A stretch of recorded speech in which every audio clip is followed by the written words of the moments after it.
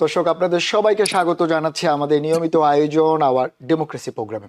আপনারা জানেন আমরা এই অনুষ্ঠানে আপনাদেরকে রাজনীতির নানা ধরনের মারপ্যাচ এবং সেই ঘটনাগুলো কি জন্য ঘটছে, কেন ঘটছে এবং সেই ঘটনার ইম্প্যাক্ট কি হতে পারে তা নিয়ে আমরা চুলচেরা বিশ্লেষণ করে আপনাদের সামনে তুলে ধরার চেষ্টা করে থাকি এই অনুষ্ঠানের মাধ্যমে। আর যখন আজ আমরা এই অনুষ্ঠান করছি, আপনাদেরকে একেবারে সুখবর দিয়ে অনুষ্ঠানটি শুরু করা যায়। সেটি হচ্ছে দীর্ঘ 107 দিনের যুদ্ধের শেষ পর্যন্ত আমেরিকা ইরান যুদ্ধের একটি ইতি দেখতে পেল বিশ্ব। যদিও বা প্রেসিডেন্ট ট্রাম্পের পক্ষ থেকে বলা হয়েছে এরই মধ্যে যে চুক্তি ঐতিহাসিক সেটি ডিজিটালি সাইন করা হয়ে গিয়েছে এবং সে আনুষ্ঠানিক যে সাইন সেটি হবে আগামী 19শে জুন, যেটি জেনেভাতে হবে সুইজারল্যান্ডে। খুবই আনন্দ ঘন একটি মুহূর্ত, বিশেষ করে সারা বিশ্বের জন্য একটি স্বস্তির বাতাস বইছে। যেমন আপনারা জানেন এই গত কয়েক দিনের বা গত কয়েক মাসের যুদ্ধে এমন অবস্থা হয়েছে বিশ্ব জুড়ে, ইনফ্লেশন, গ্যাসের দাম বৃদ্ধি সহ নানা ধরনের সমস্যা জর্জরিত ছিল বিশ্ব। সেটি থেকে কিছুটা হলেও স্বস্তির নিঃশ্বাস ফেলেছে এই বিশ্ববাসী। তবে প্রশ্নটা থেকেই যায় যে এই যে চুক্তি সেটি আদৌ কতদিন স্থায়ী থাকবে, এই চুক্তির বা কি কি শর্ত রয়েছে বা চুক্তিগুলো কি কি জিনিসের উপর ভিত্তি করে হয়েছে, সে যদিও বা সেগুলো ডিসক্লোজ করেনি আমেরিকা ইরান দুপক্ষই, কিন্তু গণমাধ্যমের মারফতে যেটি প্রকাশ হয়েছে তার মধ্যে সবচেয়ে বড় যে জিনিস সেটি হচ্ছে ইরান নিউক্লিয়ারের যে ব্যাপারটি রয়েছে সেটি সম্পূর্ণরূপে বর্জন করবে এবং আমেরিকা তার বিনিময়ে ইরানকে রিকনস্ট্রাকশনের জন্য প্রায় $300 বিলিয়ন অর্থ ছাড় দেওয়ার ঘোষণা দিয়েছে, যদিও বা সেটি ধাপে ধাপে। সেই সঙ্গে রয়েছে হরমুজের নিয়ন্ত্রণ কেউ থাকবে না, সবার জন্য উন্মুক্ত থাকবে, আগের মতো স্বাভাবিক চলবে। সেটি যেমন আছে তেমনি ইসরায়েল লেবাননে তার যে আক্রমণ বা যুদ্ধের বিরতি সেটিও মেনে চলবে। তার মানে একটি বলা যায় একটি কাঠামোগত পদ্ধতির মাধ্যমে যুদ্ধটা বিরতি হয়েছে। কিন্তু তারপরেও প্রশ্ন থেকে যায়, যেহেতু আমরা এর আগেও দেখেছি যুদ্ধবিরতির মধ্যে আস্থাহীনতা, বিশ্বাসহীনতার জায়গাটি, সেইটি আসলে শেষ পর্যন্ত কোথায় গিয়ে ঠেকে। তারপরেও দিন শেষে একটি শান্তির চুক্তি হয়েছে বা হতে যাচ্ছে, যাই হোক না কেন ডিজিটালি হয়েছে, এখন আনুষ্ঠানিকভাবে হবে। তাই আমেরিকা সহ সারা বিশ্বের জন্য একটি স্বস্তির খবর। সেই সঙ্গে প্রেসিডেন্ট ট্রাম্প এই মুহূর্তে G7 মিটিংয়ে ফ্রান্সে রয়েছেন। সেখানে উনি কি বলেন সেটি নিয়েও মানুষের নজর থাকছে, কারণ G7 মিটিং এমন একটি সময় হচ্ছে, কারণ আপনারা জানেন প্রেসিডেন্ট ট্রাম্পের সঙ্গে ইমানুয়েল ম্যাক্রোর একটি সমস্যা ছিল গত কিছুদিন ধরে এই যুদ্ধকে কেন্দ্র করে, কিন্তু সেটি মনে হয় আবার বন্ধুত্বের দিকে যেতে পারে যদি G7 মিটিংয়ে প্রেসিডেন্ট ট্রাম্প কিভাবে রিয়াক্ট করেন বা কি বক্তব্য দেন সেদিকেও বিশ্ববাসীর নজর থাকছে। সবকিছু মিলিয়ে আন্তর্জাতিক রাজনীতিতে একটি স্বস্তির বাতাসের সঙ্গে সঙ্গে কিছুটা প্রশ্ন তৈরি হয়েছে, আদৌ এই যুদ্ধবিরতির কারণে কি পরিমাণ আমেরিকা ক্ষতির সম্মুখীন হয়েছে বা কি পরিমাণ আমেরিকা লাভবান হয়েছে সেটি নিয়েও আমরা আলোচনা করতে চাই। আর এইসব ব্যাপারে আলোচনা করতে আমাদের সঙ্গে অনলাইনে যুক্ত হয়েছেন, আমাদের সবসময় আমাদের আলোচনায় যুক্ত থাকেন আপনাদের সবার প্রিয় সিনিয়র সাংবাদিক সৈয়দ মোহাম্মদুল্লাহ। মোহাম্মদুল্লাহ ভাই, আপনাকে স্বাগত আমাদের অনুষ্ঠানে। ধন্যবাদ। সেই সঙ্গে আমাদের আরো একজন অতিথি আজকে আলোচনায় যুক্ত হচ্ছেন আব্দুল লতিফ সম্রাট, পলিটিক্যাল অ্যানালিস্ট। সম্রাট ভাই, আপনাকেও স্বাগত আমাদের অনুষ্ঠানে। আমার আর একটা পরিচয় আছে, বলি, ওইটা লুকায় তো বক্তব্য রাখা যাবে না। আমি যুক্তরাষ্ট্র বিএনপির সাবেক সভাপতি এবং কেন্দ্রীয় বিএনপির সদস্য, নির্বাহী সদস্য। না, সেটি তো অবশ্যই, এটি আপনার একটি পরিচয়, সেটি বাংলাদেশের প্রেক্ষাপটে, বাট আমরা আপনাকে একজন রাজনৈতিক বিশ্লেষক বা আন্তর্জাতিক বিশ্লেষক হিসেবেই চিনে থাকি। ধন্যবাদ আপনাকে। যেটা আমার ওই রাজনৈতিক বিশ্লেষক তো আছি, কিন্তু আমি রাজনীতিবিদ। আচ্ছা, এটা হইলো আমার পরিচয়। ধন্যবাদ আপনাকে আমাদের সঙ্গে যোগ দেওয়ার জন্য। আপনাদের দুজনকেই ধন্যবাদ। আপনারা দুজনেই আসলে আমরা এই ডেমোক্রেসি প্রোগ্রামে গত 107 দিন ধরে প্রতিনিয়ত আলোচনা করছিলাম যে যুদ্ধ কোন দিকে যাচ্ছে। আজ হচ্ছে শান্তি চুক্তি, কাল হচ্ছে না, কিন্তু শেষ পর্যন্ত হয়েই গেল, যেটি গণমাধ্যমের প্রেক্ষাপট বা প্রেসিডেন্ট ট্রাম্পের এক্স থেকে আমরা জানতে পারলাম। কিন্তু আজ ভাইস প্রেসিডেন্ট জেডি ভেন্স এই যুদ্ধ নিয়ে বক্তব্য দিয়েছেন। তিনি যেমনটি বলছেন যে যদি ইরান এই যুদ্ধবিরতি শর্তগুলো মেনে চলে তাহলে ধাপে ধাপে তাদেরকে অর্থ ছাড় দেওয়া হবে এবং এটি থেকে মধ্যপ্রাচ্য সহ সবাই উপকৃত হবে। আমরা একটু শুনে আসি জেডি ভেন্স আজ কি বলেছেন গণমাধ্যমে। This deal ensures they will never have the resources in order to do that. On the other hand, if the Iranians are willing to give a long-term commitment, along with proper verification to giving up that nuclear weapon, we're willing to welcome them into the world economy, to lift some sanctions, and to turn over a new leaf in that relationship. What the president really wanted to do, not just with the last 6 weeks, but really the last year and a half of Iran policy, is to get us to a place where we could change our relationship fundamentally with the Iranians and ensure that they never have a nuclear weapon. Well, we already signed the deal digitally yesterday, and there's been no money released, and that won't change, George. Again, this is a performance-based thing. If we see the Iranians making, for example, taking action to eliminate their stockpile of enriched material, then yes, sanctions relief will follow. If we see the Iranians taking action to allow the kind of verification regime that we need to see to know that they're not going to build a nuclear weapon, yes, sanctions relief will follow. So this is really about walking down a pathway here where the Iranians will be welcomed into the world economy if they do the right thing.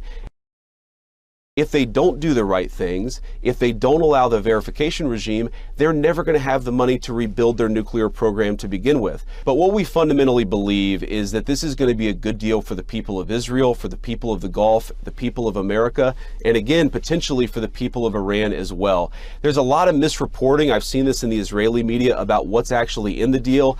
I think when the people of the region see what's in the deal and see the kind of commitments the President of the United States is making, they're going to see this is good for everybody. Peace and prosperity is good for everybody. That's true for Israel. It's true for Saudi Arabia and UAE and Qatar. That's the kind of deal that we're striking. Yeah, it's going to require some engagement. Yes, you're going to have people within the Israeli system who are skeptical from time to time. That's the work of diplomacy, and we're going to keep on doing it, George. আপনারা শুনলেন যে vice president JD veins যেমনটি বলছিলেন যে এই deal সবার জন্য স্বস্তির এবং এটি একটি শান্তির দিকে যাবে। মোহাম্মদুল্লাহ ভাই, আপনাকে দিয়ে শুরু করি। মোহাম্মদুল্লাহ ভাই, ডিলের কতগুলো হাইডিং জিনিস রয়েছে, যদিও বা সেগুলো প্রকাশ করা হয়নি, সেটি একটি দিক। এবং দ্বিতীয় হচ্ছে যে জেডি ভেন্স যেমনটি বলছেন এই ডিলের কারণে সবার জন্য স্বস্তির, ইভেন দো ইসরায়েলির জন্য স্বস্তির। আপনি এই ডিলটি নিয়ে আসলে কি মনে করেন? আপনার বিশ্লেষণটা আসলে কি? বিশ্লেষণ আমার না, বিশেষ আমেরিকান বা মিডিয়াতে এবং এদেশের এবং আন্তর্জাতিক পর্যবেক্ষক যারা, বিশ্লেষক যারা, তাদের বক্তব্য শুনে টুনে তো আমি বলি। তো একটা প্রশ্ন উঠেছে, নিউ ইয়র্ক টাইমসে দেখলাম, সেটা হলোটা কি? এই যুদ্ধ, এতদিন যুদ্ধ, এত ক্ষয়ক্ষতি, এত কিছু ঘটনা তো যেখানে ছিল সেখানে প্রত্যাবর্তন, এটা একটা প্রশ্ন। মানে যুক্তরাষ্ট্র এখন কি হবে? হরমুজ প্রণালী আবার চালু হবে, আবার ট্রাফিক সেদিক দিয়ে জাহাজগুলো, তৈল এবং অন্যান্য বাণিজ্য বহরগুলো চালু হবে। তো এটা আগে চালু ছিল। তারপর ইরানের বন্দরগুলোর উপর নিষেধাজ্ঞা তুলে নেওয়া হবে, নিষেধাজ্ঞা আগে ছিল না। তো এগুলো সব হয়ে গেল। মধ্যখানে কি হলো? সারা ওয়ার্ল্ডের অর্থনীতি, যুক্তরাষ্ট্রের অর্থনীতি, জনগণের মানে দ্রব্যমূল্য বৃদ্ধির কারণে বিশ্বব্যাপী যুক্তরাষ্ট্র সহ জনগণের ভোগান্তি ইত্যাদি হলো। তাহলে হলোটা কি? একেবারে কিছু হয়নি, এটা বলা মুশকিল। যুক্তরাষ্ট্রের প্রাতিষ্ঠানিক দৃষ্টিভঙ্গি থেকে সেটা হচ্ছে যে ইরান তাদেরকে বলেছে যে তারা, মানে আমরা বলছি যুক্তরাষ্ট্রের পক্ষ থেকে এটা বলা হচ্ছে, ভ্যান্স যে কথা বললেন কেয়ারফুলি আমরা শুনলে, সেটা হচ্ছে যে ওদের পারমাণবিক অস্ত্র ওরা করতে পারবে না, বানাতে পারবে না, আমরা সেটা হতে দেব না। এইটা পারমাণবিক অস্ত্র ওরা কোনোদিনই বানাবেন না, এটা আগে থেকে তারা সবসময় বুঝে আসছে। কিন্তু এখন তারা বলছে যে এই গ্যারান্টিটা আমার হয়ে গেল। আসলে এখনো পর্যন্ত ওইটা হয়নি। এটা হবে জেনেভায় চুক্তি স্বাক্ষরের পরবর্তী 60 দিনের ভিতরে, বা সম্ভবত সেই 60 দিন আরো বাড়ানো হতে পারে, আলোচনা হয়তো আরো কয়েক মাস চলতে পারে, কিন্তু কমপক্ষে 2 মাস। যুদ্ধবিরতির ওই শান্তি চুক্তি না, কিন্তু যুদ্ধবিরতি, অস্ত্র বিরতি, এই টাইমের ভিতরে অন্য জিনিসগুলো আলোচনা হবে। সেটার মধ্যে একটা হচ্ছে মানে নিউক্লিয়ার পারমাণবিক ব্যাপারে কয়েকটি দিক আছে। একটা হচ্ছে ইরানের হাতে সমৃদ্ধকৃত যে ইউরেনিয়াম আছে, বিশেষ করে 60% পর্যন্ত সমৃদ্ধকৃত, যেগুলা আর মানে 90% পর্যন্ত নিয়ে গেলে 60% থেকে 90% নেওয়া ইজিয়া, 30-20% গুলোকে ওই লেভেল নিতে সময় সাপেক্ষ, তাহলে সেটা পারমাণবিক বানাতে পারে। সেজন্য 60% পর্যন্ত সমৃদ্ধকৃত দেশ অনেক ইউরেনিয়াম ইরান হাতের কাছে জমা আছে, সেগুলো ডিসপোজ করবে কিভাবে, সেগুলো কি করা হবে এটা। আর একটা হচ্ছে পারমাণবিক অস্ত্র তারা বানাবে না, এই কমিটমেন্ট, সেই কমিটমেন্ট তারা আগেই দিয়েছে এক। আর এইটার ব্যাপারে আপনার এই সমৃদ্ধকৃত যেটা তারা হস্তান্তর করবে না বলেছে। সম্ভবত সেটার ব্যাপারে একটা সুরাহ থেকে এক পর্যায়ে তারা বলেছিল 50% তারা রাশার কাছে রাখতে রাজি হয়েছে। একটা মিডিয়া একবার প্রকাশ পেয়েছিল, আনুষ্ঠানিকভাবে ইরান কিন্তু সেটা মানে কনফার্মও করেনি, ডিনাইও করেনি। তো যাই হোক, সেটার ব্যাপারে দুটো হতে পারে। সর্বশেষ যুক্তরাষ্ট্রের পক্ষ থেকে যেটা বলা হয়েছে কয়েকটা মিডিয়াতে আমি দেখলাম, সেটা হচ্ছে সমৃদ্ধকৃত ওই যেগুলো নিয়ে তাদের আপত্তি, অন্য সমৃদ্ধকরণ নিচু নিচু লেভেলে তারা অ্যালাউ করবে সায়েন্টিফিক রিসার্চের জন্য, মেডিকেল প্রয়োজন ইত্যাদি ইত্যাদি। অতিরিক্ত উচ্চ পর্যায়ে সমৃদ্ধকৃত যেটা অস্ত্র বানানোর জন্য আরো সমৃদ্ধ করা যাবে, সেটা কি করবে কি ওখানে ইরানের ভিতরে রাখার ব্যাপারেও যদি একটা হতে পারে এমন ভাবে আন্তর্জাতিক অ্যাটমিক এনার্জি কমিশনের তত্ত্বাবধানে, এটা জাতিসংঘের একটা সংস্থা, তাদের তত্ত্বাবধানে রাখবে, তারা পাহারা দিয়ে রাখবে এটা, অথবা এটা সেখানেই এটা ধ্বংস করে দেওয়া ইত্যাদি, অথবা এটার একটা অংশ এর আগে যুক্তরাষ্ট্র কিন্তু জোরে বলেছিল পুরোটা আমাদের হাতে দিয়ে দিতে হবে। এখনকার কথাবার্তা কিন্তু আর ওই কথা নেই। ফলে ওইটার ব্যাপারে সম্ভবত একটা আপসরফা হবে যে সমৃদ্ধকৃত, উচ্চ সমৃদ্ধকৃত, উচ্চ মাত্রা সমৃদ্ধকৃত যে ইউরেনিয়াম আছে সেটা মানে ডিসপোজ করার ব্যাপারে সম্ভবত আন্তর্জাতিক অ্যাটমিক এনার্জি কমিশনের তত্ত্বাবধান রাখার ব্যাপার আছে। কিন্তু সেখানে আরেকটা ফ্যাক্টর আছে, সমৃদ্ধকৃত যেগুলো সেগুলা মাটির এত গভীরে রাখা হয়েছে, মানে পাথরের সব পাহাড় মাটির গভীরে, সেগুলা অনেক ধ্বংস হয়েছে আশেপাশে।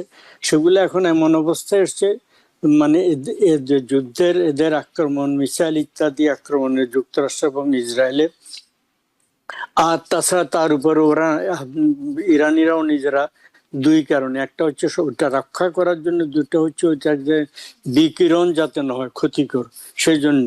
এখন ওটা উত্তোলন করা সম্ভব হবে কিনা সেটা আরেক ব্যাপার। তো বলে ওভারঅল ওই ব্যাপারটাতে মানে যুক্তরাষ্ট্র কি জিতে গেল সেটা বলা মুশকিল, এই নিয়ে বেশ প্রশ্ন উত্থাপন হবে। ইসরায়েলের পক্ষ থেকে ইসরায়েল খুব আনবিক, তারা ভেবেছিল যে ইরানকে প্রায় মানে যেটা বলেছিল যুক্তরাষ্ট্র, সেটা ছিল ওখানে মোল্লাতন্ত্র খতম করে দেওয়া এক নম্বর এখনকার যে রেজিম, এবং ওই যে রেজা পাহলবির পুত্র সে তো লাফালাফি করছিল, সে আবার ক্ষমতায় যাওয়ার জন্য উদ্যোগ নিচ্ছিল। ফলে একটা রেজিম চেঞ্জ করা, এমনকি প্রাক্তন রাষ্ট্রপতি ওই দেশের যিনি ছিলেন আহমেদি নেজাদ, তিনি ইসরায়েল প্রচন্ড কট্টর ইসরায়েল বিরোধী হিসাবে পরিচিত, তাকে এরা ভিতরে ভিতরে সিলেক্ট করেছিল বলে খবরের প্রকাশ হয়েছে যে তাকে আবার ক্ষমতা দেবে, রেজিম চেঞ্জ করে নতুন রেজিম হবে। এই ক্ষেত্রে একটা কথা স্পষ্টভাবে আমাদের সবার জানা উচিত, উল্লেখ করা উচিত, এই যে কথাটা আহমেদিনেজাদ, এইটা সহ অনেক কথাই আমরা যা শুনি অনেক সময় ডিসইনফরমেশন ক্যাম্পেইন হয়, ভুয়া খবর চালিয়ে হয় ভুল বুঝাবুঝি তৈরি করার জন্য।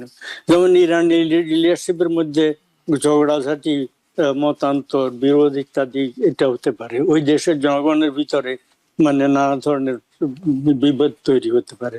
যাই হোক, রেজিম চেঞ্জ হয়নি তাদের, তারপরে তারা নিউক্লিয়ার ওয়েপনের কথা আগে থেকে যে অবস্থায় ছিল সেই অবস্থায় আছে, কিন্তু কাজের কিছু কাজ হয়েছে। একটা হচ্ছে সেই দেশের যে সামরিক অস্ত্রশস্ত্র, অত্যাধুনিক সমস্ত অস্ত্রশস্ত্র, যেটা মিসাইল, ক্ষেপণাস্ত্র তৈরি ইত্যাদি, তারপরে তাদের এই যে এনরিচমেন্টের কারখানাগুলো যেগুলো ছিল সেগুলোকে অনেকাংশে ক্ষতিগ্রস্ত করে দিয়েছে। এখনো তাদের কাছে কিছু মিসাইল আছে, সেগুলা দিয়ে তারা এখনো ফাইট করতে পারবে, সম্ভবত কিছু মিসাইল ভবিষ্যতে আর বানাতে পারবে, কিন্তু বেশ ভালোভাবে ওটা মানে তাদেরকে পিছিয়ে দিয়েছে। তাদের বেশ কিছু কলকারখানা, ইন্ডাস্ট্রি ধ্বংস করে দেওয়া হয়েছে, তাদের কিছু বড় বড় সেতু ধ্বংস করে দেওয়া হয়েছে, তাদের কিছু হাসপাতাল, বিশ্ববিদ্যালয় ধ্বংস করে দেওয়া হয়েছে। এর আগে বহু বছর আগে প্রায় 40 বছর আগে ইরাকে সাদ্দামকে দিয়ে ইরান আক্রমণ করে দুই দেশের ভিতরে 8 বছরের যে যুদ্ধ হয়েছিল, সেটাতে ইরান একবার পিছিয়ে ছিল। সেটা কয়েক দশকের জন্য তাদের অর্থনীতি ক্ষতিগ্রস্ত হয়েছে বলা হয়ে থাকে, কমপক্ষে 2 দশক কমপক্ষে। এবারেও তাদের অর্থনীতি ভয়ঙ্কর ভাবে ক্ষতিগ্রস্ত হয়েছে। মিলিয়ন মিলিয়ন লোক, কয়েক কোটি লোক সেখানে মানে প্রচন্ড খাদ্যাভাব ইত্যাদি দারিদ্র্যের অবস্থায় চলে যাবে, এগুলো হয়েছে। কিন্তু এট দি সেম টাইম আরেকটা যে আরব রাষ্ট্রগুলা, যা সুন্নি রাষ্ট্রগুলো যারা সুন্নি শিয়া বিরুদ্ধ আছে, এবং যারা রাজতন্ত্র, যেটা মানে রাজতন্ত্র জনগণের সম্পদ নিয়ে তারা বিলাসী জীবন যাপন করে, সেই রাজতন্ত্রগুলো ইরানকে খতম করার জন্য যুক্তরাষ্ট্রকে এক ধরনের উৎসাহ জুগিয়েছিল, সম্ভবত তাদের সমর্থন ছিল। তারা এখন বুঝতে পেরেছে যে ইরানের হাতে যে অস্ত্র এখনো আছে, এবং তারা সম্ভবত আরো কিছু বানাতে পারে, তারা স্বস্তিতে থাকবে না, তাদেরকে ক্ষতি করতে পারবে। ফলে এখন তারা সংযত হবে বলে আমার ধারণা। তো ওভারঅল যেটা হয়েছে, ইরানের এই ধরনের মানে আক্রমণ করে পশ্চিমের ইমিডিয়েট যেটা টার্গেট ছিল, এই টার্গেট গুলোর কোনোটাই অ্যাচিভড হয়েছে মনে হয় না। 1, 2 নম্বর হচ্ছে তাদেরকে যারা উৎসাহ দিয়েছিল, একদিকে ইসরায়েল, ওদিকে আরব রাজতন্ত্রগুলো, তাদেরও আশা ভরসা কিছুটা হয়েছে। কিন্তু at the end of the day একটা কথা বলে শেষ করছি, সেটা হচ্ছে যুদ্ধ এখানেই শেষ হয়ে গেল তা বলা যায় না। কয়েক মাস বা 2-1 বছর পর্যন্ত এগুলো ঠিক রেখে ইরানের উপর যে আবার আক্রমণ হতে পারে না, এটা না। আর লেবাননে যে যুদ্ধবিরতি চুক্তির ভিতরে অন্তর্ভুক্ত হলেও ইসরায়েল না গাজাতে না লেবাননে এটা পালন করে চলবে আমার মনে হয় না। কোনো একটা অজুহাত দিয়ে সেখানে আবার আক্রমণ করবে, এমনকি কোনো অজুহাত দিয়ে তারা হঠাৎ করে ইরানের কোথাও কোথাও কোনো কিছুর উপরে আক্রমণ করে বসতে পারে। সেটি আপনি আশঙ্কা করছেন মোহাম্মদুল্লাহ ভাই। আমরা যেটি বুঝতে পারলাম, আপনি একদিকে বলছেন মানে ইরানের বেশ কিছু ক্ষতির কথা আপনি উল্লেখ করেছেন, পাশাপাশি আপনি আবার আশঙ্কা করছেন যে ইসরায়েল শেষ পর্যন্ত সেটি মানে কিনা, সেটি একটা বিষয়। আপনি থাকেন, আমি একটু সম্রাট ভাই, মোহাম্মদুল্লাহ ভাই যে কথাটি বলছেন, মোহাম্মদুল্লাহ ভাইয়ের পুরো বক্তব্য জুড়ে উনি ইরানের কিছু ক্ষয়ক্ষতির ব্যাপারটা তুলে ধরলেন, সেই সঙ্গে ইরানের রেজিম চেঞ্জের ব্যাপারটা উনি সামনে আনলেন। কিন্তু পাশাপাশি এটাও তো সত্য যে ইরানের এই ক্ষয়ক্ষতির বিনিময়ে আমেরিকার পক্ষ থেকে প্রায় $300 বিলিয়ন অর্থ ছাড়ের একটি ব্যাপার রয়েছে। সেকশনগুলো তুলে নিয়ে একটা সেকেন্ড আমি বলবো, $25 বিলিয়ন, 25 বিলিয়ন ধাপে, কিন্তু আজকে ভাইস প্রেসিডেন্ট বলেছেন টোটাল মিলে প্রায় 300 বিলিয়নের কাছাকাছি রিকনস্ট্রাকশনের জন্য। প্রথম ধাপে 25 বিলিয়নের কথা বলা হয়েছে, যেটি গণমাধ্যমে খবর আসছে, কারণ ইরানের ব্যাপক পরিমাণ অর্থ সিজ করা আছে, আপনি সেটি জানেন। কিন্তু সেটা সত্যতা নিয়েও প্রশ্ন আছে। আমি একটু সম্রাট ভাই, আপনি কি মোহাম্মদুল্লাহ ভাইয়ের সঙ্গে একমত? মোহাম্মদুল্লাহ ভাই যে ব্যাপারটি গুলো বলছেন, উনি ইরানের আপনার প্রথমত কোশ্চেনটা রং। ওনার সাথে আমার একমত দ্বিমতের বিষয় তো এখানে নাই। এখানে হইলো যে উনি কি দৃষ্টিভঙ্গি দিয়ে জিনিসটা দেখে, আমি কি দৃষ্টিভঙ্গিতে দেখি, সেটাই তো সহমত এবং মতামতের প্রশ্ন। আমার বিশ্লেষণ বলতেছি। ব্যাপার হইতেছে যে আলটিমেটলি এটার প্রথম দিকটা চিন্তা করতে হবে যে এইটা একটা মাইট ইজ রাইট বলে আমেরিকা একটা কমপ্লিটলি একটা ইলিগাল ওয়ার স্টার্ট করছে।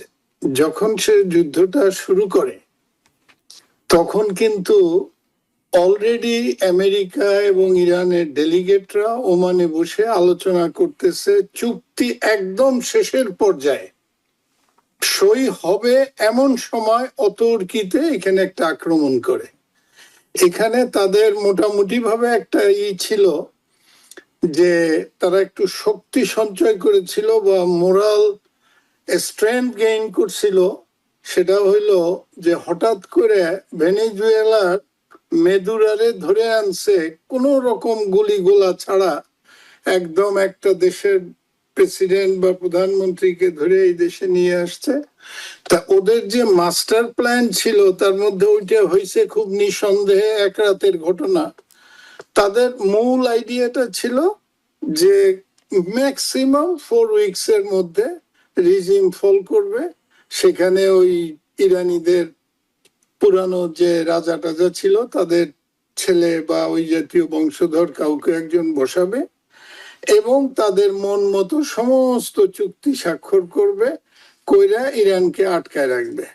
কিন্তু প্রথম হইল, এবং আপনাদের মনে থাকার কথা যে যখন খামেনি সহ প্রায় 40 জন নেতা মানে শাহাদত বরণ করলো, তখন কিন্তু ট্রাম্প এইখানে বসে বলতেছিল যে নেক্সট যে কে হবে সুপ্রিম লিডার বা কে শাসন করবে সেটা তার সম্মতিতে হইতে হবে। কত বড় একটা সভারিন কান্ট্রির মধ্যে প্রথমত অন্যায় একটা যুদ্ধ শুরু করছে। এবং মজার ব্যাপার দেখেন, একটা কনটেক্সট বলি, আজকে অলিম্পিকের খেলা কিন্তু ইসের মাঠে হইতেছে, যুক্তরাষ্ট্র, কানাডা এবং মেক্সিকোতে।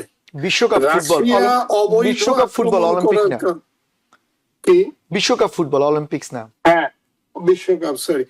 রাশিয়া ইউক্রেন একটা সভারেন কান্ট্রিকে আক্রমণ করার কারণে সে কিন্তু এই অলিম্পিক বা এই ওয়ার্ল্ড কাপে খেলতে পারে না। এবং টেনিসে, লন টেনিসে যদি তার প্লেয়ার আসে, রাশিয়ার ফ্ল্যাগ, সব দেশের ফ্ল্যাগ থাকে, রাশিয়ার ফ্ল্যাগটা থাকতে দেয় না। অথচ তারা এইটা করার পরেও তারা এই দেশে এটা হোস্ট করতে পারতেছে, কোনো সমস্যা নাই। এই ফিফা কিন্তু যখন নোবেল বিজয়ে ব্যর্থ হয় তখন এই একটা খামোখা ফিফা শান্তি পুরস্কার ওকে দিয়ে কোন রকম তার সঙ্গে একটা সখ্যতা বজায় রাখছে, যেহেতু নেক্সট অলিম্পিকটা তার এখানে আই মিন এই ফিফার ওয়ার্ল্ড কাপটা হওয়ার কথা। এখন এই যে আক্রমণ এখন যেটুকু তারা করতেছে, এটার সঙ্গে একটা বাংলা প্রবচনের খুব পরিষ্কার মিল আছে, যে ফান্দে পড়িয়া বগা। দেখেন, ইরানের অপরিসীম ক্ষতি হয়েছে, ইরান তো তার সমান না, কিন্তু ইরানের এতটুকু প্রশংসা করতেই হয় যে তারা তারপরেও অত্যন্ত যোগ্যতার সাথে এই ফাইট করছে। এবং আমাদের এইখান থেকে যে যুদ্ধ পরিচালনা করা হয়েছে আমেরিকার সঙ্গে, তো পৃথিবীর কোন দেশ 1 ঘন্টা দাঁড়ায় থাকা খুব ডিফিকাল্ট, সেইখানে এই যুদ্ধ 3 মাস চলছে। এবং আপনারা মনে থাকার কথা, এই যুদ্ধে যাওয়ার আগে ট্রাম্প যখন ওই তার জেনারেল যে ছিল তখন চিফ অফ জেনারেল স্টাফ এবং চিফ অফ আর্মি সব 14 জন অফিসার তখন কিন্তু রিজাইন করে চাকরি ছেড়ে দিছে। কেন? তারা এই যুদ্ধের প্ল্যানের ব্যাপারে বলছিল যে এখানে এমনি আমাদের মিলিটারি মাইট ঠিক আছে, তবে ওই যে একটা স্মল স্ট্রেচ অফ ওই যে ইটা নদী, হ্যাঁ, হরমুজ প্রণালী, হ্যাঁ, হরমুজ প্রণালীটা যে আছে ওইটা কিন্তু তারা নিয়ে নিলে আমরা ওইখান থেকে মুক্ত করতে পারবো না। আমার এখনো মনে আছে, আমি পত্রিকায় দেখলাম এই ট্রাম্প বলছে যে I don't need you, I will lead the war. এই বলে 14 জন টপ ব্রাঞ্চ জেনারেলকে তারা ফায়ার করছে। তারপরে তাদের এক্সপেক্টেড কোনো আউটকাম হয় নাই। তারা বলছে অনেক কিছু বলছে, কিন্তু আলটিমেটলি কি এমন হয়েছে, শেষবারেও যখন এরা যুদ্ধ করছে, মানে ওই বম্বিং করছে, ইরান তার জবাব দিছে এবং খুব শক্ত জবাব দিছে, একবারে জর্ডান, কুয়েত এইসব জায়গায় দিয়ে। এবং তাদের যে ব্যালিস্টিক মিসাইল, এটা অনেকে সরাসরি বলে না, কিন্তু তাদের রেঞ্জ তারা যেটা ডিক্লেয়ার করে তার চাইতে অনেক বেশি। এবং একটা জিনিস মনে রাখতে হবে, তারা কিন্তু এনরিচমেন্টের কায়দাটা জেনে গেছে। যারা 60 পর্যন্ত যাইতে পারছে তার কাছ থেকে সব ইউরেনিয়াম নিয়ে গেলেও মানুষ তো আছে, ওটা পরবর্তীতে বাড়াবে না করবে না সেটা কে বলতে পারে। আর মজার ব্যাপার হইলো, আমি শুধু অ্যাগনিটার কথা বলছি যে আজকে ওয়ার্ল্ড অর্ডারের কি অবস্থা। পার্শ্ববর্তী একটা রাষ্ট্র যে আমাদের দেশের বন্ধু, সেই ইসরায়েল নন প্রলিফারেশন একটা চুক্তি জাতিসংঘে আছে, সই করতে হয়, সব দেশ করছে, সে করে নাই, বলছে যে না, এটা আমরা করব না। এই কাজটা যদি অন্য কেউ করতো তাহলে ধরা হইতো।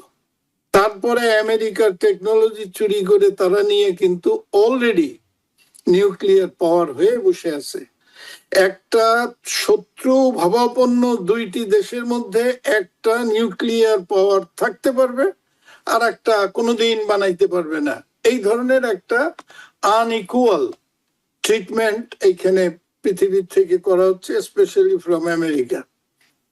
কিন্তু স্বার্থে ঘা লাগলে কি হয়, ওইখানের একটা কনজারভেটিভ কোয়ালিশন সরকারের যে আছে, বেন গাভি নামে একটা লোক, মন্ত্রী পরিষদে, সে আজকে বলছে we don't take order from USA. মানে এই পর্যন্ত তারা গেছে, কারণ তারা যে উদ্দেশ্যে আসছিল, যেমন নেতানিয়াহু বলছিল যে I have been waiting 40 years for this opportunity, মানে একেবারে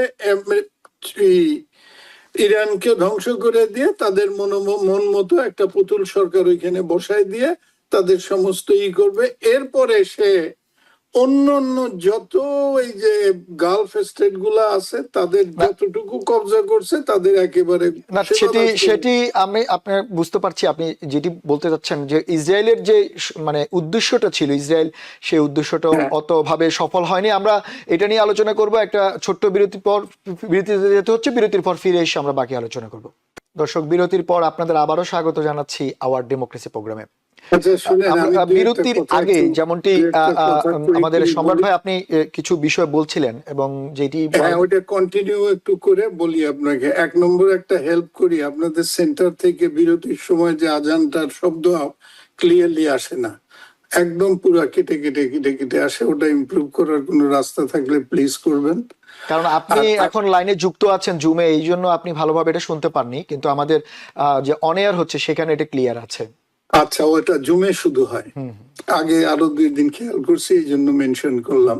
না, আমি বলতেছি যে আসলে ইরান অত শক্তিশালী না, নাহলে তার কিন্তু এই কথাটা বলা দরকার ছিল যে এগ্রিমেন্টের মধ্যে অন্য সবকিছুর সাথে আমাদের এই মধ্যপ্রাচ্য অঞ্চলে কারুর কাছেই যাতে নিউক্লিয়ার না থাকে, সেইটার ব্যাপারে ইউএস বা জাতিসংঘ সমূহ কি করবে সেইটার ব্যাপারে একটা পয়েন্ট থাকা উচিত ছিল। কারণ একজনের কাছে থাকতে পারবে আর একজনের কাছে না। এবং একটু রেলিভেন্টলি বলি, ঠিক একইভাবে পাকিস্তান যখন বানাইতেছিল, ভুট্টো বলছিল বানাবে, তারা কিন্তু বানাইছে। তাদের উপর অনেক স্যাংশন দেওয়ার কথা বলা হয়েছে, কিছু করছে, ঠেকাইতে পারে নাই, তারা বানাইছে।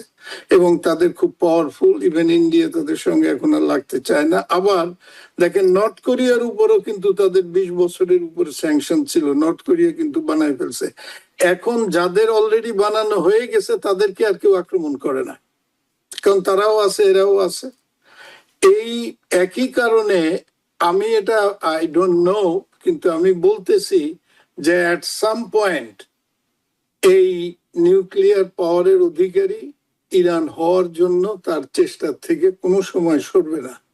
কারণ কিছুদিন পর পর আপনি দেখেন, কিছুদিন আগে বোমারু বিমান আইনে পুরা মানে একটা তছনছ করে দিয়ে গেছে। এর আগে একবার আক্রমণ করছে। ইসরায়েল যখন মনে চায় উঠে এসে আক্রমণ করে। এর ডিটারেন্ট একমাত্র এই যে এখন যে চুক্তি হইলো, কেন হইলো? কারণ যদি একতরফা তাদেরকে কইরা শেষ করে দিতে পারতো, কোনো চুক্তি টুক্তি দরকার ছিল না, সোজা এসে ল্যান্ড করে যা যা করার ওই লোকজন ডেকে করে যেত। এই জন্য আমি বলতেছি Iran has to stay strong.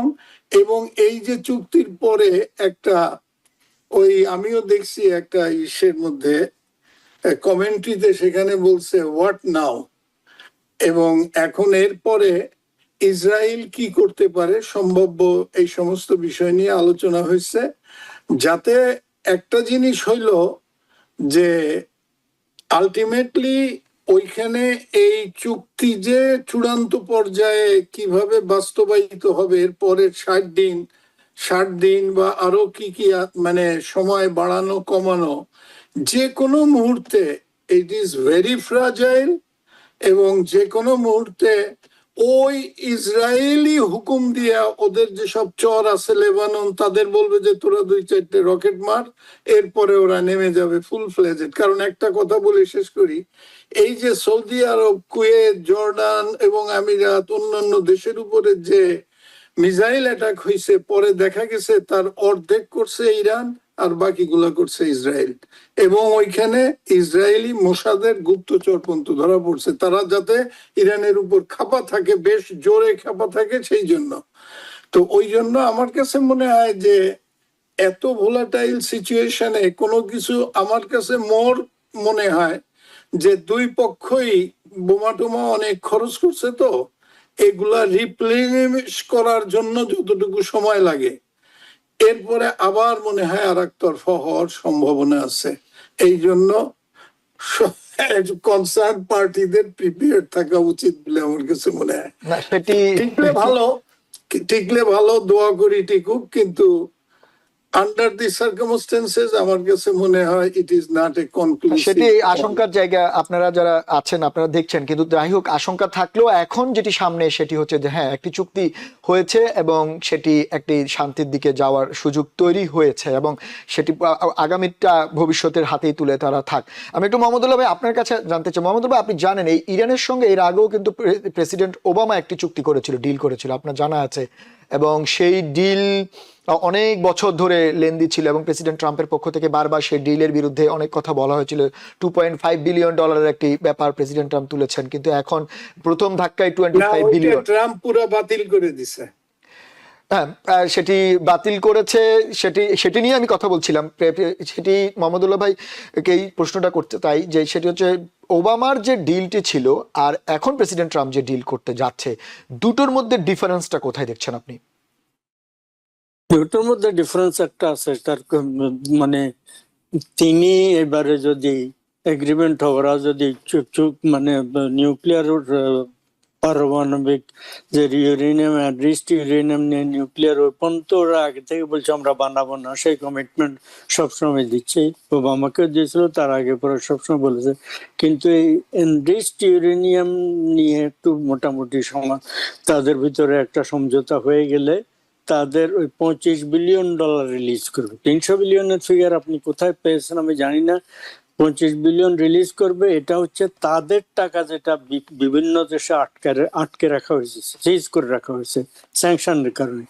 আর অতিরিক্ত হচ্ছে যে তাদেরকে যুদ্ধের জন্য ক্ষতিপূরণ দেওয়া, ক্ষতিপূরণ এক পেনিও দেবে এবং তাদের রিকনস্ট্রাকশনের জন্য আন্তর্জাতিক কোনো কিছু করবে, এগুলা দিবা স্বপ্ন। যাই হোক, তো ওই এটা হচ্ছে 25 বিলিয়ন আর ওবামা দিয়েছিল 2.5 বিলিয়ন, সামথিং লাইক দ্যাট। সেটা তিনি বারবার সমালোচনা করেছেন। এখন রিয়েলিটি হচ্ছে তাদের সাথে যুদ্ধ করে মানে যে পর্যায়ে দেখা গেছে যারা প্রতিরোধ করতে সক্ষম হয়েছে এবং তারা টিকে থেকেছে এই পর্যন্ত, এবং মানে তাদের এলাইদের মিত্রদের মধ্যপ্রাচ্যে তাদের কিছু কিছু ক্ষতি করতে পেরেছে, এমনকি ইসরায়েলের উপরেও কিছু কিছু পড়েছে, এবং হুতিরাও অনেক দুর্বল হয়ে গেল, তারাও এখনো কিছু কিছু ক্ষতি করতে পারছে। হিজবুল্লাহকে লিডারশিপ ধ্বংস করে দেওয়ার পরও তারাও কিছু কিছু ক্ষতি করতে পারছে। এই রিয়ালিটির ভিত্তিতে মানে এখন যেটা হচ্ছে এটাতে ওই যে প্রশ্ন এখানকার, now what was the reason for this, তো লাভটা কি, হোয়াট ইজ দি অ্যাচিভমেন্ট, এই প্রশ্নটা আসবে। কিন্তু এট দি সেম টাইম ওই যেটা আমি আগেও বলেছি, সম্রাট সাহেব বলেছেন, সেটা হচ্ছে at the end of the day এই মানে শান্তি ওখানে আসবে দীর্ঘস্থায়ী। এইটা আসলে আমি প্রার্থনা করি তা আসুক, কিন্তু আমি খুব ভরসা পাচ্ছি না। বরং গাজা এবং মানে লেবাননে আক্রমণ মাঝে মাঝে হবে, অন্যান্য আশেপাশের দেশে হয়তো আক্রমণ হতে পারে। ইসরায়েলের যে সম্প্রসারণের যে নীতি তারা ঠিক করেছে, সেই সম্প্রসারণ তারা মানে অলরেডি আপনার লেবাননের প্রায় 1/5 লিটানি রিভার পর্যন্ত তারা দখল করে নিয়েছে। এটা আর কোনোদিন ছাড়বে এই আশা কখনো করা যায় না, কারণ লিটানি থেকে পরবর্তী 10 কিলোমিটার উজানে আরেকটা নদী আছে, সেই নদী পর্যন্ত তারা গেছে, সেটা দখল করার কথা বলে নেই। এবং তারপরে আরো 2-1টা বড় বড় শহরে গেছে, সেগুলা দখল না করলেও ওই দ্বিতীয় রিভার পর্যন্ত, উজান পর্যন্ত তারা দখল করে নিতে পারে, রাষ্ট্রের সীমানা বাড়ানো। আর একটা কথা হচ্ছে যে তারা বলেছেন যে গড় তাদেরকে যেটা দিয়েছেন, যে দলিল, লিখিত দলিল তাদের কাছে আছে, লিখিত দলিল যে গ্রেটার ইসরায়েল যাতা বলেন, ওইটার সীমানা আরো অনেক বেশি। বর্তমান ইসরায়েল পশ্চিম তীর পুরাপুরি, গাজা অবশ্যই পুরাপুরি, সম্ভবত মানে জর্ডানের কিছু অংশ, এবং সম্ভবত এই ইরাকের এবং সিরিয়ার কিছু অংশ, এবং লেবাননের অনেক অংশ। ফলে গড় যেটা লিখে দিয়েছেন মানে কেতাবে একবারে কয়েক বছর আগে ইসরায়েলের অ্যাম্বাসেডর জাতিসংঘে, উনি একটা বইকে একেবারে এইভাবে তুলে ধরেছেন, this is our did. Did মানে হচ্ছে দলিল, দলিল, এই দলিল দেখিয়েছেন। ফলে ওখানে লেখা লিখিত আছে, সেটা দখল করার জন্য তারা পিছপা হবেন তা মনে হয় না। কট্টর কয়েকজন তো এই ক্যাবিনেটে আছেন। এটা ছাড়াও ওই দেশে এমনকি যারা আমরা মনে করি একটা শান্তি চেয়েছিল, যুদ্ধ চায়নি, এরকম বিরোধী দলের যারা আছে, হারেস পত্রিকা এবং আরো কয়েকটা পত্রিকা আমি দেখলাম, তারাও আপসেট। এই যে চুক্তি হয়ে যাচ্ছে, ইরানকে ধ্বংস করা গেল না, ধ্বংস প্রক্রিয়া অব্যাহত না রেখে তাদেরকে মানে ছেড়ে দেওয়া হচ্ছে, এইটাতে তারা আপসেট। সেই কারণে আমার মনে হয় শান্তি এক ধরনের বাহ্যিক আপাতত যুদ্ধবিরতি হলো, at the end of the day দীর্ঘস্থায়ী কিছু যদি হয় খুবই ভালো কথা, কিন্তু না হতে পারে, না হওয়ার সম্ভাবনা বেশ যথেষ্টই আছে।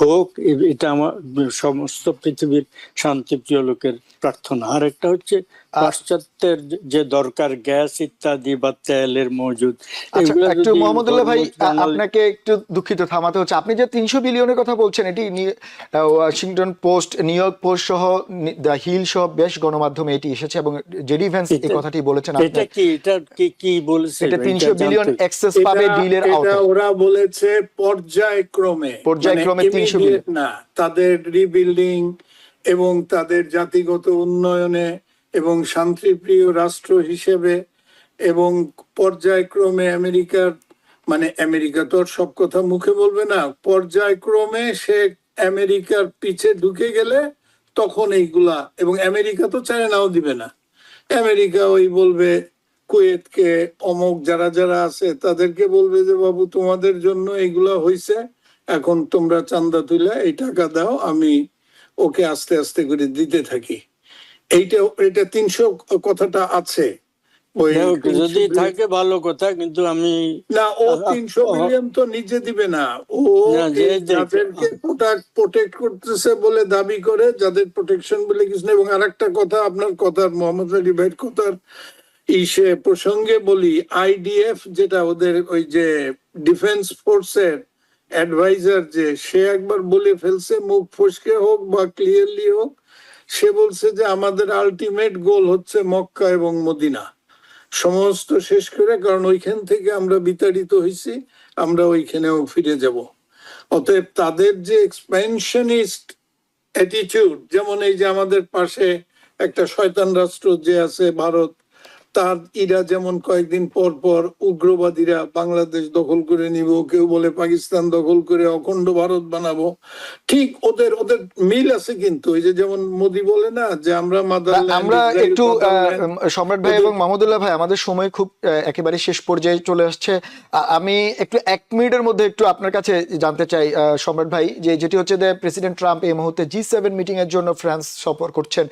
আপনি যদি 1 মিনিটের মধ্যে একটু বলতেন আমাদের সময় শেষ, যে এই G7 এবার কতটা ইম্পর্টেন্ট, বিশেষ করে এই ডিলের পরে। আমি আপনাকে স্পেসিফিক বলি, ওটার একটা বেরোইছে, আর্টিকেলও বেরোইছে। এইখানে ইউরোপিয়ান কমিউনিটির যারা আছে, বিশেষ করে ফ্রান্স, ইংল্যান্ড বা যারা আছে, ওরা ট্রাম্পকে বলবে চুক্তি যেটা করতে চাইছো আমাদের সাপোর্ট আছে, করে ফেলো।